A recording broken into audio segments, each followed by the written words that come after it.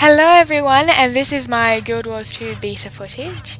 In this footage, we will follow the adventures of a dancing pygmy moa trainer. Yes, I did say that. And we have to escort her to Beetleton, where she can sell her dancing pygmy moas. And this was one of my favourite dynamic events through the beta because it just had so much class. I mean, it was a prime example of how ArenaNet is just doing everything different. I mean, she has got so much character, and throughout the entire quest, she's so talkative and expressive. Has a lot of expression, and at one point she goes, "Oh, don't let them take my money. I mean my mowers." And being a typical money grabbing Azura, I don't know. Can I offend people with that sort of language? But she was just so interesting, and I think I've done it a few times, and every time it was still interesting. And the event did scale to how many people there were. Like one time I did it with maybe about 5 to 6 people, and there was just so many monsters. And this time I did it. Well, it started off with 2, and most of the way was walking, but it was a bit boring. I kind of wish that ArenaNet didn't just scale back the monsters to the point where I was just walking the entire way. But finally, when some people added to the group, there was a little bit more action going on. So yeah, she's just walking with her mowers, her flock, and yeah, and she speaks. She goes, "Oh, where are these monsters coming from?" And I think at one point she said something like, "My scent masks me and the mowers." So maybe Azura have special scent that masks them from enemies. That would be very interesting to know. I would surely hope it smells good, because then I would be regretting being so close to her. But anyway, yeah, so this is the point when people started joining us, and yeah, see, this entire way it's just being quiet. Last time I did it, there was monsters at every corner, just because it ended up being me. Before then, there was just nothing. So finally, when some people joined me, it was the pace picked up a little bit. And you also see during my combat, I'm a bit roly-poly, as they say, because I'm actually using a Nostromo, the Razor Nostromo, which it's a keypad, and it's got a D-pad in it. So instead of using the keyboard keys, I've been using a D-pad to move around, and it's really good. It frees up your hands to use skills. The only problem is that it's a little bit quirky with your rolling, and I often find myself just trying to walk a certain way and I just roll all the way there, or I'm trying to roll and the keyboard won't pick it up. But that's happened to me a few times on keyboard as well, so it's not too bad. It just looks a bit funny. But yeah, so you can see Beetleton off in the distance. Very nice town. I don't know how, but ArenaNet has really delivered on making me think that Beetleton is snobby, stuck up, higher class place. Like, I can't remember exactly what made me think that, but I think that people in Beetleton think they're a little bit better than me. Even though I've gone around and cleaned up their rats and their graffiti and all that sort of stuff, they still think they're better than me. Oh, look at me having complexes over people in games. Anyway, yeah, so I'm an elementalist, and I really like fire and water, particularly water. I don't know if I'm just falling back on my, support roles, but I find water to be very interesting, and the traits for water are really, really good. When you put 10 trait points onto water, you can choose to have a skill that's like 10% more damage when you're 90% above health, or something like that.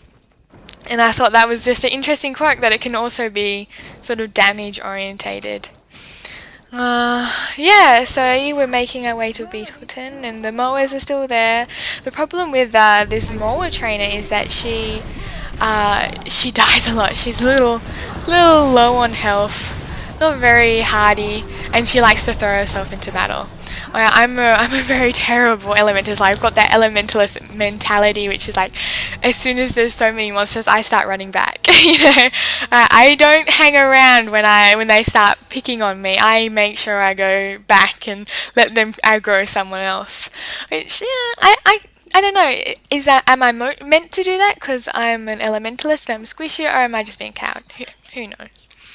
But yeah. So I'm always at the back, but I do enjoy fire. I love the destructive AoE. You'll see it a few times in here.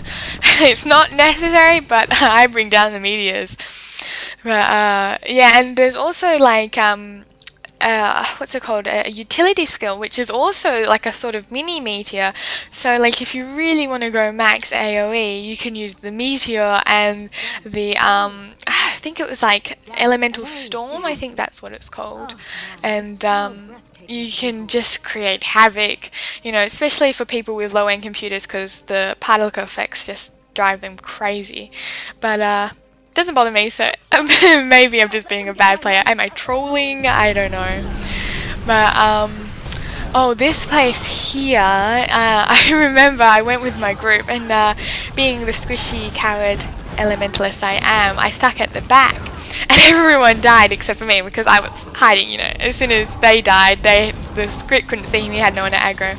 So I'm like, oh, okay, I'll go forward, try and heal people, and the second wave came through, and I don't know how I survived, but I survived. But this is the great thing about it, is that you don't expect a second wave. You think that, oh well, all the ones before have only been one wave, but in this area there's actually two waves, because they kind of know it's difficult, and you're going to be trying to get back on your feet when you finally defeat the first wave. So by the time you get the second wave comes around, you're kind of like panicking.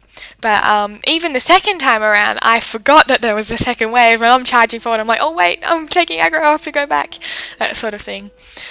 So yeah, so we finally reached Beetleton with our dancing pygmy moa trainer, and this is where she kind of goes, oh thank you, this is gonna be fantastic, I'm so awesome, as Azura like to do, tell themselves they're so awesome. But I find that most people just kind of bugger off. They kind of go, oh well, the event is finished, and I've got to go and heal up, or not heal up, but repair my armor or sell some stuff. And following in the spirit of ArenaNet, I kind of went, what happens afterwards? I mean, it would be a really big letdown if the Azura just disappears, and her beautiful birds don't go anywhere, but you'll see something fantastic happen. So we come into here, and I don't know if you'll hear this too well. Someone was playing with fireworks, and it was just so loud. But basically, the trainer is saying, "Oh, look at my lovely birds," and the carnival lady's going, "I don't know, they look scrawny," and she's saying, "Watch this." So this is her showing off her dancing birds.